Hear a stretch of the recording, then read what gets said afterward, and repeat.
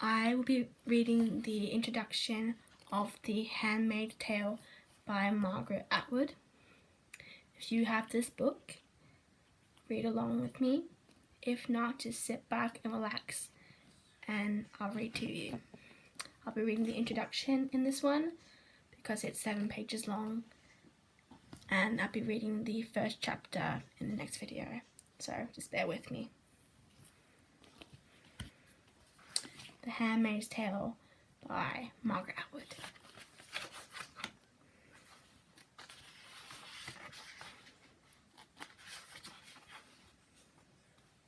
With an introduction by Naomi Alderman. There's a dedication for Mary Webster and Perry Miller. And there are 3 quotes here.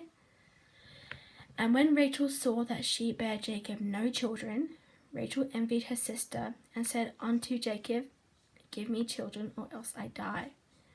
And Jacob's anger was kindled against Rachel, and he said, I am in God's stead, who hath withheld from the fruit of the womb. And she said, Behold my maid Bilhah. I'm so sorry if I said that wrong. Go in unto her, and she shall bear upon my knees, that I also have children by her. Genesis 30:1-3. But as to myself, this is quote 2 by the way. But as to myself, having been worried out of many years, with offering vain, idle, visionary thoughts, and at length utterly despairing of success, I fortunately tell upon this proposal, Jonathan Swift, a modest proposal. In the desert, quote 3, in the desert there is no sign that says, Thou shalt not eat stones. Sufi proverb. Again, I'm so sorry if I said that wrong. I'm terrible at pronouncing things.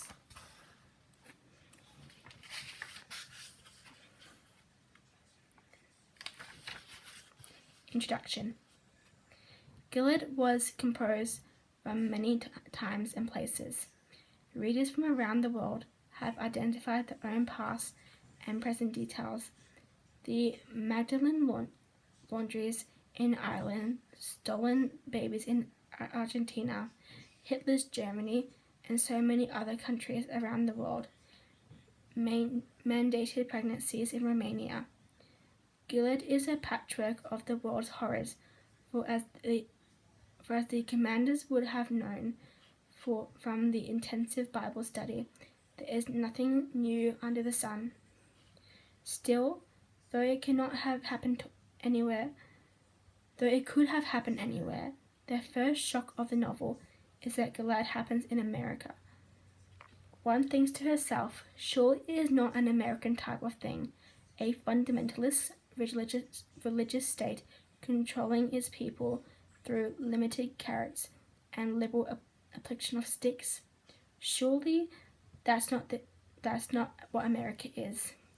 But the second shock is that one reflects upon one's astonishment and sees how fully one has been taken in. Because of all the things, The Handmaid's Tale is a novel about America, about how it perceives itself, how it presents itself, how its paradoxes and contradictions have been smoothed away by a Hollywood version of its own history. The Handmaid's Tale is the clear-eyed view from Canada, a country twice invaded by the United States, of the neighbour to the south. It's not so much prescient as filled with historical understanding. Gilead is the dark twin lurking beneath the surface of America, like the underground people in the movie Us. Once you start to look, all the evidence is there. The Handmaid's Tale points readers first of all to the religious Puritan origins of the United States of America. The handmaid's bonnets can't help but make us think of the neat headgear of Puritan Puritan women, the dutiful wives of those founding fathers, and offered murmurs to the Japanese tourists that yes, we are very happy. We think of those wives and wonder how happy they were, what precise kinds of misery were endured by those early settlers, and what joys were disallowed.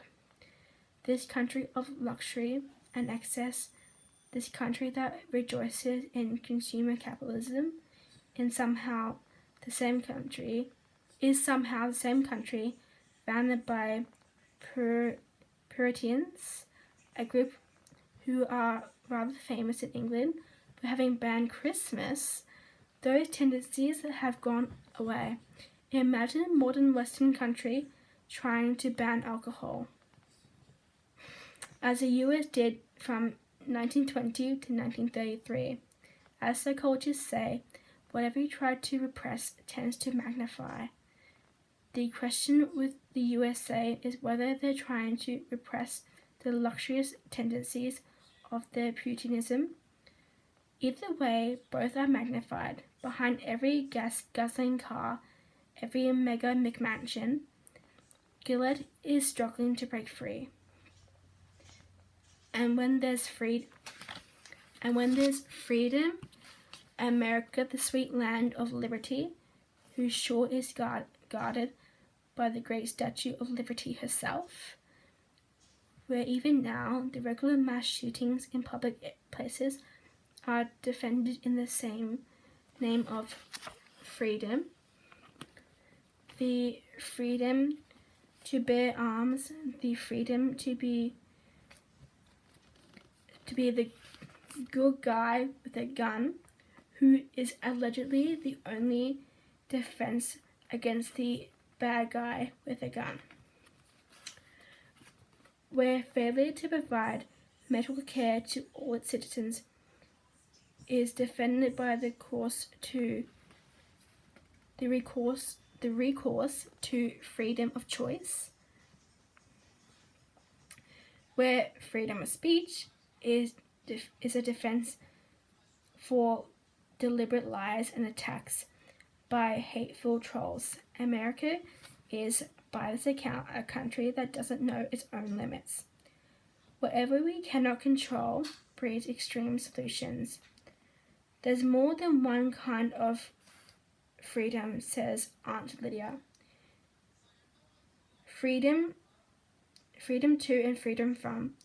Gilead is the point where America snaps, where one freedom too many has given, where the pendulum swings back.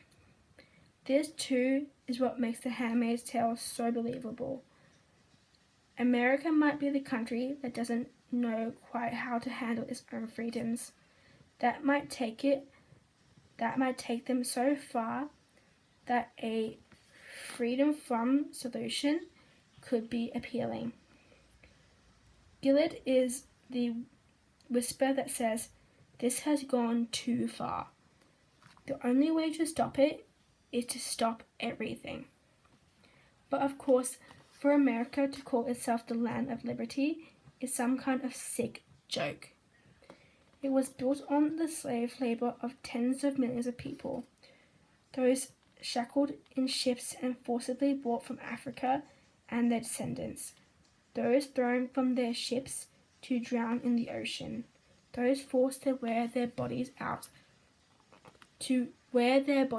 and to be moved from place to place without thought of family or kinship. It was built on the broken and abused bodies of those men and women, and it was on the shattered and murdered Native American peoples and their lands stolen from them.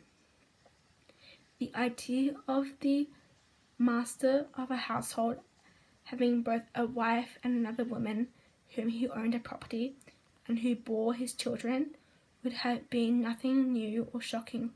For example, Thomas Jefferson, the third president of the United States.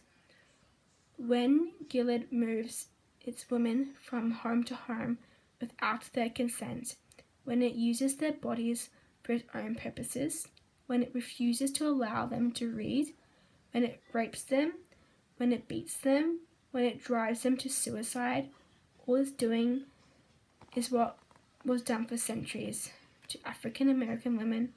Gilead is the inversion that shows the truth to those of us too blind to see it in any other way. America has been Gilead already. It was Gilead when the founding fathers broke from England. It remained Gilead for 89 pitiless years. For many people, it is Gilead yet. And of course, Gilead hates women while claiming to love them, hurts them while claiming to protect them. But perhaps when we already see that Gilead learned all its best tricks from the United States of America, nature demands variety for men, says the commander. And if both nature and God were one and the same thing, both identical with the needs of men, why did they then buy so many different clothes in the old days? To trick the men into thinking they were several different women, a new one each day. I can't claim that this way of thinking about women is unique to America. It seems hard that the world for some men, #not men at all, as one must say these days on the internet, to imagine that these things women do or say or think or wear are done for ourselves and not for them. America, as it turns out, is a country where a man who enjoys grabbing women by the pussy can still be elected to the seat once held by a slave-owning Jefferson. Gilead is never very far away. It's the question of distance that is perhaps the most terrifying thing about Gilead. There is a way of thinking about the world that human beings have indulged in since the Enlightenment, and perhaps earlier than that. It is called progress. Things we call ourselves get better. We make scientific discoveries. We fight injustice. We outlaw bad actions and become morally pure and righteous. With every successful generation, you can see where this is going. We create new shiny things, and our technologies make life easier every day. Our art becomes better, our lives become richer. We need never be worried that we will return to the past because it is impossible. We are progressing. Whatever we try to repress tends to magnify. We make progress, progress makes us. And yet, says Gilead, and yet a man punches Offred's computed number into the till. We know those cards. We all have them.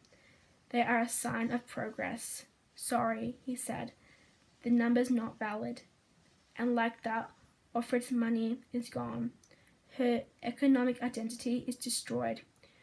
You'll know I'll always take care of you, says her husband. And like that, her independence is gone. So is her relationship. This too is how it goes.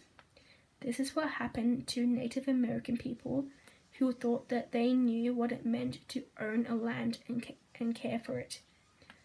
And it's not unique to America, not by a long chalk. This is how it happened around the Nazis. This is how it happened under the Nazis to millions of Jews. Gilead looks at progress and takes its money and its technology, and then its compute card number is no longer valid. Gilead says anything you have can be taken away from you. It's not even hard. Gilead eventually falls because no regime lasts forever, not the worst and not the best. And however impossible it may be to imagine, one day the United States of America will no longer occupy the position of sole global superpower it holds today. Manifest destiny or not, the single constant in human life is change. But for now, the USA is still the lodestone of the movies. Follow its fashions, debate its laws, mourn its tragedies, know its rulers often better than our own. America's foreign policy shapes the world, and its money draws us to walk in step with it. And it is what makes Gilead a constant source of grim fascination. If America is the magnet towards which we turn, Gilead remains us. What is that we are facing? America is not Gilead. There's much to admire in America. The freedoms are not all illusory. The energy and dynamism are real. The democratic ideals are inspiring, and yet the Handmaid's Tale matters, and yet